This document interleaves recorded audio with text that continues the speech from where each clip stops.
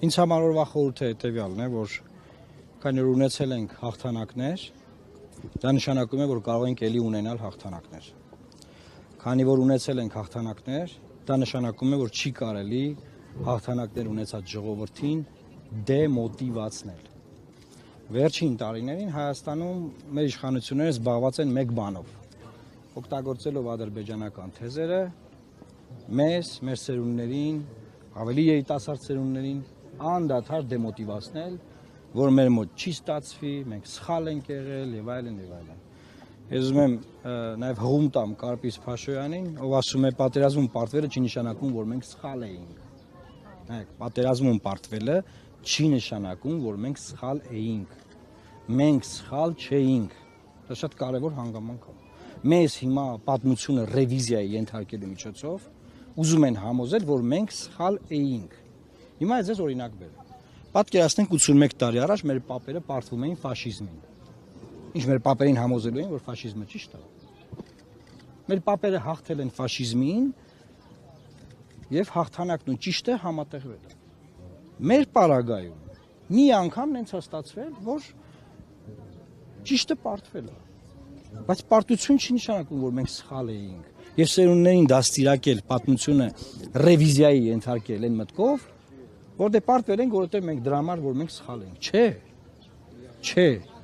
Միջազգային իրավունքով, ամեն ինչով մենք ճիշտ էինք, բայց պարտվել ենք։ Շատ լավ, հասկացանք։ Պետք է խորհել դրա շուրջ, մտածել դրա շուրջ, ռեֆլեքսիա ունենալ, հասկանալ, գնահատել, եւ այսօրը նրա մասին է, որ մենք էլի կարող ենք հաղթել։ Եվ ես ուզում եմ փառք տամ բոլոր հերոսներին, իմ պապից սկսած, իմ պապերից սկսած պատերազմի մասնակից, հայրս Արցախյան շարժման ժամանակ ներգրաված է եղել, եւ բոլոր մեր ծնողներին, մեր հայրերին, մեր այն սերունդներին, ովքեր հաղթանակ են կերտել, այդ հաղթանակը իրական է եղել, մենք դա շոշափել ենք, մենք դա տեսել ենք, մենք դա ապրել ենք, դա պատրանքային չի եղել,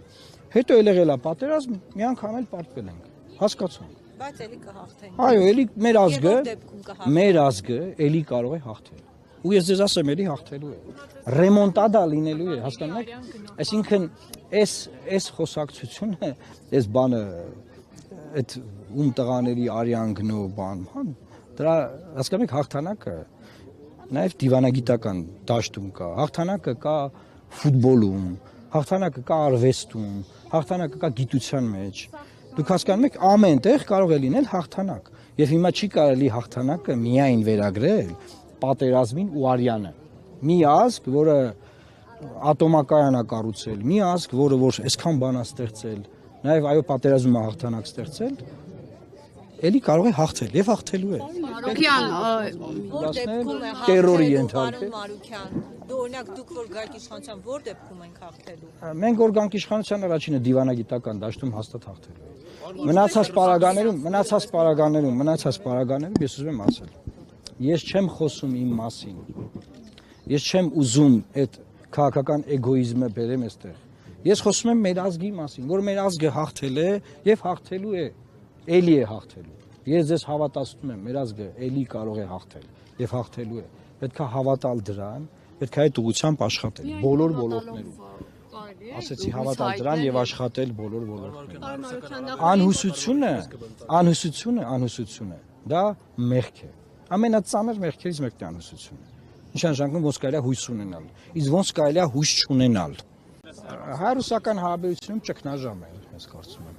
Եվ ճգնաժամը նոր չի ստեղծվել։ Երկար ժամանակ է։ Ինչ հարց եք տալիս։ Պարոն Մարուկյան, նախորդին Սյունիքի մարզում Նիկոլ Փաշինյանը գրեթե բոլոր համայնքներում խոսել է Արցախի մասին ու հայտարարել է, որ Ղարաբաղյան շարժումը ճակատագրական սխալ էր Հայաստանի համար։ Ես դրան էի արձագանքում։ Ղարաբաղյան շարժումը ինչպես է եղել։ Մետրոպոլիայի մեջ բնիկ ժողովրդին իր հողում, իր իրավունքներով ապրող, որը ունեցել է ինքնավարություն, ուշադիր լսեք, ինքնավարություն, ճնշել են եւ որից ծնվել է, սկսվել է շարժում։ Այսինքն ժողովուրդը պաշտպանել է իր իրավունքը, սկսվել է շարժում։ Ինչն է եղել դրա սխալը։ Հիմա որ մեր իրավունքները ոտնահարեն, Մենք չպետք է մեզ պաշտպանենք։ Այդ ժողովուրդը իրան պաշտպանել է, դրա ինչն է եղել սխալ, էլի։ Ես դրան էի արձագանքում, որ ասում եմ պատերազմը մի անգամ պարտվել է,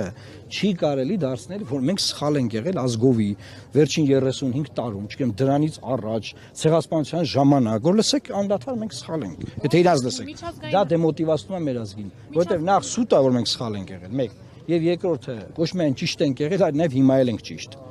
Էսա։ Միջազգային հանրությանը, պարոն Մարուկյան, ինչպես եք հետ համոզելու, այսպես ասած, որ Արցախը հայկական է, եթե իրենք աջակցում են Նիկոլ Փաշինյանին եւ կիսում են նրա դիրքորոշումը։ Միջազգային հանրությունը լսում է տվյալ երկրի ղեկավարությանը։ Տվյալ երկրի ղեկավարությունը ինչ թեզեր շրջանառում է, այդ թեզերով էլ նրանք հիմա իրենք ասում են, եթե դուք օքեյ եք այս վիճակի հետ, շատ լավ։ Դուք օքեյ եք, մենք էլ ենք օքեյ։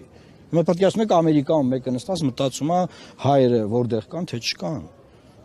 Դա մեզ է հուզում, մեր հարցն է, մենք ենք դրանով զբաղվում, մեզ պետք է հուզի, մենք պետք է զբաղվենք։ Սրա մասին է խոսքը։ Մարուկյան, եթե Նիկոլ Փաշինյանն ասում է Արցախը երբեք էլ մեր է չէր եղել, ապա ինչ էր բանակցում եւ ինչու էր ասում, որ Արցախը Հայաստան է եւ վերջ։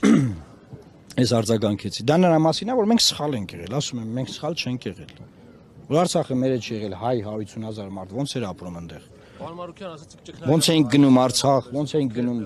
չգիտեմ, Շուշի եւ չեմ ուզում այդ բան անեմ, օրինակների բերեմ, էլի բախեր ապարում այնտեղ, չգիտեմ, բախեր տղայիդ ուղարկել, այդ դա շատ բարձ է։ Սխալ է անում, ուզում է այդ սխալով ծածկի վերջին տարիների սխալները չի ստացվելու։ Պրահայի հայտարարությունը Չի ստացվելու։ Պրահայի հայտարարությունը դրա հետ կապ չունի, չի Պարոն ստացվելու։ Մարուկյան, ճգնաժամի համար ովքեր են որ չասեցիք ձեր կարծիքով։ Ճգնաժամի համար միշտ մեղավոր են լինում երկու կողմերն են։ Ճգնաժամի համար մի կողմը չի լինում մեղավոր, երկու կողմերն էլ մեղավորություններ ունեն։ Դե կոնկրետ հարցակ կասեմ։ Օրինակ մեզ ոչ մեկ չէր խնդրում բանը չհետևել են process-ին, որ Երևանից, չգիտեմ, Ուկրաինայի նախագահը սպառնալիքներ չտեղար, ասենք Ռուսաստանի Դաշնության նկատմամբ։ Կարելի էր խոսել դրա վերաբերյալ եւ